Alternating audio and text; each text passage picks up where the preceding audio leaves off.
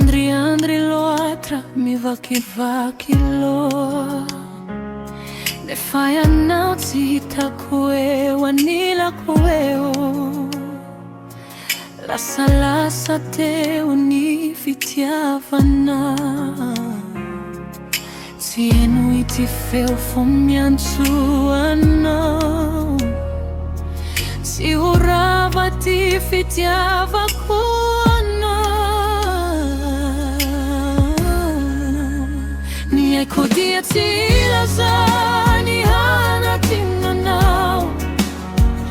Ity zanantsika mampatsiaro anao.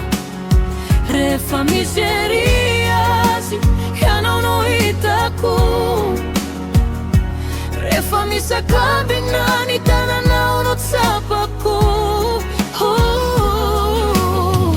Fo mijaly no miantso anao. Fo mitia no tiako menanao. Tsisy anakana tsy mety levona. Ny toerana nomeko anao. Nandefa taratasy tsy misy valintany. Tena very saina mantsy fa tsy sahy miteny. Ny anieri ny fitondrany ao ambony. Miantso anao rirey omeo ahy. Ny sitraponao ahy ho soa fao am-poko. Dia fantatro fa mbola tena mila anao. Ny haiko dia tsy ilaza ny hanadino anao. Ity zanantsika mampatsiaro anao. Rehefa misery azy ianao no hitako.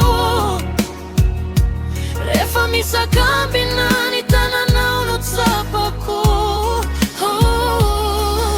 Lazay sady rampiainana mandalo fotsiny an.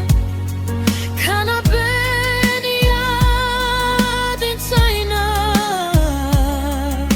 Mandreraka sy mampiondreka amintany. Ny safidiny ty foko efa mitepo anao.